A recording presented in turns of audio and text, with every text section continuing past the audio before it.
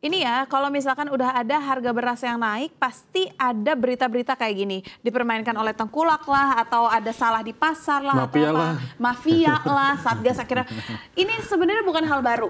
Tetapi pola yang berulang adalah sepertinya penanganannya tidak tepat, tidak pernah terlaksana dengan baik, sehingga petani selalu dirugikan. Dan ini bukan perkara satu kali ini aja, ini udah selalu berulang. Dan yang lucunya lagi adalah kita tahu ada berita kita memiliki stok beras yang cukup sampai dengan akhir tahun, kita nggak perlu lagi impor, tetapi kok malah harganya jadi tinggi gitu kan. Ada apa? Sebagai tengkulak silakan. Oke Safinas, jadi memang ini pertanyaan umum ya. Ketika narasi kita ada kelebihan stok 4 juta ton di gudang-gudang Bulog, mungkin ada glorifikasi juga bahwa ini adalah capaian tertinggi sepanjang sejarah Republik Indonesia. Tapi memang pada faktanya sekarang memang 2 pekan terakhir ini ada kenaikan harga beras lah secara nasional gitu, termasuk juga di Jakarta. Nah inilah yang menjadi pertanyaan, kenapa kok stoknya itu banyak tapi kenapa harga naik? Nah sebenarnya ini perlu diurai juga secara gimana logikanya. Pertama, kenapa harga beras itu naik? Pertama, secara fundamentalnya itu kita tahu HPP beras itu kan gabah itu ada kenaikan dari pemerintah, dan itu saya pikir salah satu langkah terobosan luar biasa dari pemerintah Prabowo telah menaikkan HPP gabah itu sampai 6.500 harga beli. Dulu tuh 2.000. Dulu tuh paling 3.500, 4.000 gitu loh. Nah, bagi petani yang Indonesia yang selama ini mungkin tidak punya sawah yang luas ya, paling cuma 1/3 hektar. Kalau dengan harga yang segitu ya itu sangat tipis. Nah dengan adanya kenaikan harga ini, HPP itu luar biasa ngebantu petani untuk mendapatkan margin yang lebih tebal lah gitu. Nah memang selain faktor masalah HPP itu juga, ada juga ya ini lagi-lagi soal distribusi yang tadi kita bahas itu. Ada juga permainan-permainan di di lapangan. Misalnya contoh yang pernah disebut sama Mentan Amran, data di pasar Cipinang itu kan memang kalau secara stok itu kan data secara kertas itu ya, ada kertas itu 50.000 ton, dan itu termasuk tertinggi sepanjang sejarah juga karena yang saya tahu dulu tuh di Jakarta paling Cipinang tuh 25.000 gitu, itu cukup buat mungkin 10 hari untuk warga Jakarta beras. Sekarang justru kalau di kertas tuh 50.000 ton.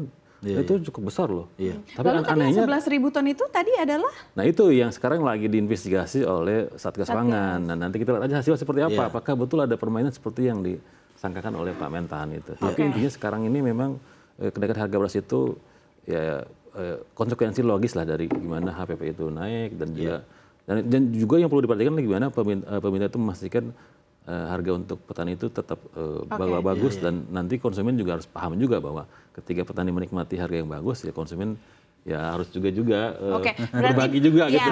Gitu. Berarti bisa dibilang kenaikan harga ini tuh memang disengaja gitu untuk bisa meningkatkan HPP beras petani. Ya secara fundamental ada faktor itu. Gitu. Cuma nanti ya lagi-lagi soal distribusi itu yang nanti perlu ditelah lagi oleh Satgas Pangan sih.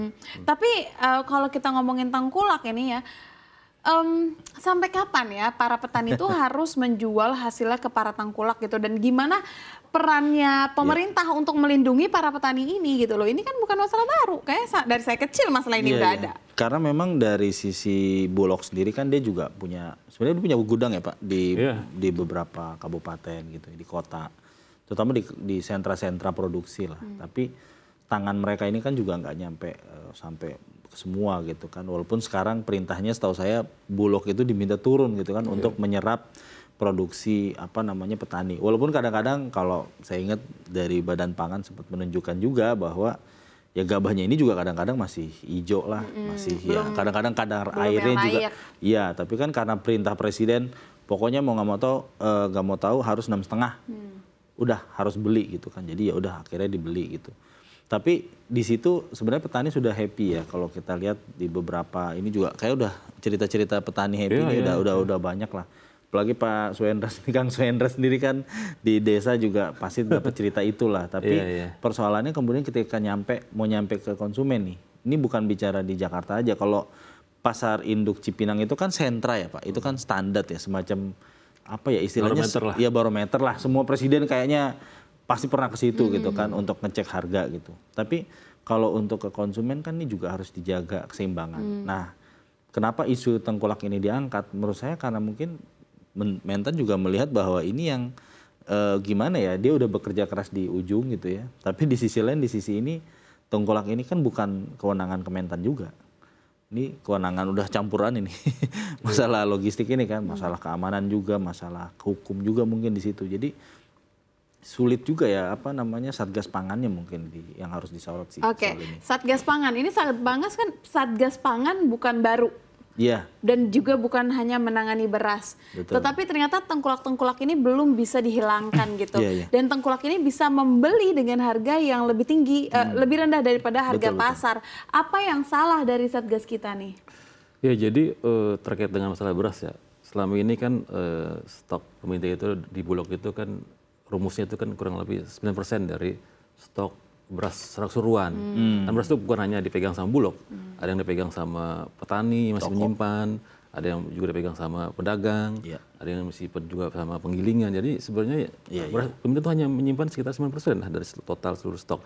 Nah, memang artinya sekitar 90% itu beras itu dipegang di luar pemerintah, artinya negara, luar negara. Nah, disinilah memang fungsi Bulog itu melakukan posisi untuk stabilisasi harga. Nah, makanya waktu di awal tahun sempat beras SPHP itu di stop ya, memang saya pikir saatnya sekarang ini beras SPHP itu digelontorkan lah supaya untuk lebih menstabilkan harga, terutama di daerah yang saya pikir bukan penghasil beras. Ya misalnya sekarang kita tahu Maluku udah makan beras juga ya kan masyarakatnya, Papua juga makan beras.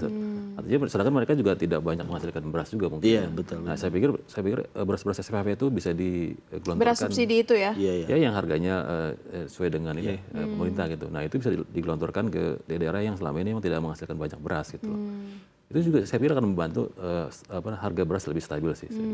Tapi memang sampai dengan saat ini pemerintah tuh belum mengeluarkan ini ya, kebijakan terkait tentang pungutan liar dalam distribusi hasil tani. Padahal udah jelas banget ini merugikan petani. Itu gimana cara mengatur itu ya, karena ini juga kompleks juga kan, logistik ini kan terkait dengan ya mungkin saya nggak tahu ya, cost logistik di lapangan juga mungkin besar gitu kan. Jadi pengusaha logistik mungkin juga akhirnya membebankan kepada teman-teman pengemudi ya, bahkan sampai ke kernet gitu ya. Karena kan kita pernah sering lah ya dapat cerita misalkan jeruk Medan sampai di Jakarta seperti apa, atau misalkan kondisinya udah nggak bagus gitu kan, kadang-kadang dicegat preman segala macam. Jadi dan tadi ya benar bahwa beras itu dia nggak semuanya dipegang oleh pemerintah Bulog, gitu ya. Terutama ini Bulog gitu. Walaupun sekarang Bulognya sudah sangat powerful ya menurut saya, dengan ada bahkan Jenderal TNI sebagai dirut, kemudian dewasnya pun Wakil Menteri Pertanian gitu sebagai dewasnya Bulog gitu. Jadi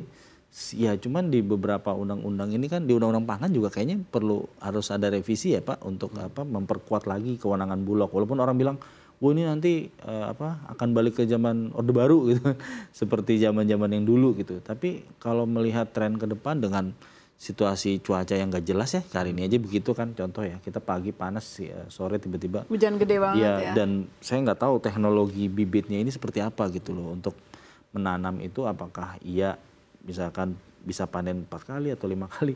Di China katanya tadi diskusi juga dengan salah satu narasumber kita, ternyata ada benih yang misalkan setahun bisa panen 3 kali, padahal nanamnya cuma sekali doang. 5 tahun bisa ganti lagi benihnya. Itu kan teknologi-teknologi yang menurut saya pada akhirnya bisa memberikan keuntungan kepada petani. Yang tadi cuma dibilang katanya cuma untung 1 juta, 1,5 juta. Ini bisa dikali 3. Ya kayak gitu-gitulah. Jadi sebenarnya kalau dari sisi produksi mungkin pemerintah sudah bekerja sangat keras gitu ya. Ya ketika isu ini diangkat, ini kan kemarin juga kayaknya konferensi persnya juga nggak spesifik soalnya, tiba-tiba karena diangkat ya. Berarti ini masalah serius yang harus diatasi semua sih. Iya, masalah serius dan masalah lama. Sampai akhirnya tuh netizen berpikir, apa jangan-jangan Tengkulak kerjasama sama pemerintah. Kan untungnya soalnya jauhnya beda banget gitu. Tengkulak tuh bisa meng-keep nominal yang bisa dikatakan 1:9 gitu dibandingkan petani. Dan ini bukan penyakit baru ibaratnya begitu kan. Apalagi yang mungkin bisa dilakukan oleh pemerintah agar menyiasati pungli ini, kalaupun nggak bisa dihapuskan, paling tidak diminimalisir pelan-pelan, step by step. Iya, pungli itu kan sebenarnya bagian dari cost ya, yang menambah cost. Nah, saya pikir yang perlu dilakukan adalah bagaimana memperingkas ya rantai distribusi atau rantai pasok gabah atau padi dari petani sampai ke konsumen. Sempat ada wacana Bal ya, kita mau Koperasi Merah Putih di desa-desa itu dimaksimalin untuk sebagai semacam pengganti tengkulak lah. Ya, off-taker lah. Off-taker, karena selama ini memang ya tengkulak ini ya memang faktanya memang ada gitu di semua desa gitu. Dia kan yang membeli dari petani, nanti petani. Nggak cuma padi doang pun tengkulak. Iya. Nanti dari mereka dikirim ke penggilingan, dari penggilingan nanti lagi ada pedagang lagi gitu, rantai panjang. Nah, terlalu panjang. Minimal kalau di paling hulunya sudah bisa ditanganin sama misalnya dengan Koperasi Merah Putih dengan menggandeng kelompok tani, setidaknya memangkas satu rantai gitu loh. Jadi petani bisa langsung menjual ke penggilingan gitu loh tanpa harus ada tengkulak yang menadah itu cuman akan timbul masalah baru tuh Pak. Pasti istilahnya kan rezeki orang nih ada yang hilang gitu kan. Itu pasti memang. akan ya paling tidak yang dihapuskan kan ya memang pungli itu gitu. Nah, saya juga pengen tahu sebenarnya apa yang lagi dibenahi oleh dalam reformasi agraria dan tata niaga hasil tani kalau fakta di lapangan masih menunjukkan dominasi tengkulak dan praktik rente. Iya, kalau saya jujur untuk terkait dengan tata niaga ya saya belum melihat ya, karena yang sering itu mungkin yang udah dibahas juga ya Pak, misalkan pupuk ya, birokrasi pupuk udah cepat, kemudian intinya pokoknya untuk mensupport benih butuh air, ada air gitu, bahkan TNI juga ikut gitu ya menyediakan air gitu, benih terus bibit ya, terus ya itu setelah panen dibelilah sama Bulog gitu kan, misalkan 6,5. Tapi yang ini kan nggak semua bisa dibeli sama Bulog juga kan, Bulog juga ada keterbatasan anggaran. Nah, yang lain-lain ini mau nggak mau kan akhirnya ke tengkulak lagi gitu loh. Nah ini kan nggak bisa dikontrol juga ya Pak. Karena 10% tapi nominalnya besar ya, maksudnya 90% dimiliki oleh Bulog, 10% katakanlah ada di tengkulak gitu kan, berarti kan gede banget ini yang ada di tengkulaknya. Iya.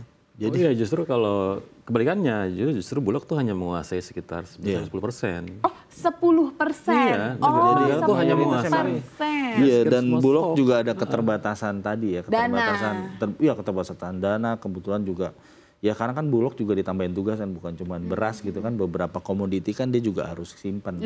Apalagi sekarang ini aja baru istilahnya 4 juta aja butuh gudang sementara kan. Akhirnya gudang sementaranya di mana kan? Gudang tambahan ya. Gudang tambahan gitu. Bahkan beberapa wacana kan Presiden juga sempat wacana ya. Kalau nggak salah udahlah naruh aja di misalkan di kantor apa gitu. Sembarang gudang aja saking, gitu. Butuh tempat. Tapi memang dengan adanya bantuan pangan ya, setahu saya kan ada ya untuk di paket kebijakan yang terbaru ini harusnya sih stok yang lama ada harusnya juga berkurang. Iya, harusnya bisa berkurang. Semua dikeluarin sih. Ya, dan harga di pasar juga harusnya bisa lebih turun stabil. Sih. Ya, dan itu kan akan secara psikologis akan menekan psikologis para pedagang yang nakal-nakal ini. Berarti turunin beras HP atau operasi pasar yang lain. Gitu. Harusnya sih begitu sih. Cuman memang saya sepakat sih harus ada gebrakan ya untuk mengatasi masalah ini. Iya, memang di bagian rantai distribusi kita belum sih. Distribusi perbatasan itu kita masih belum. PR besar ya, masih jadi PR besar. Kalau di produksi udah mentan dengan segala kerjanya bagus. Itu udah oke sih, tinggal gimana Pak Zulhas juga.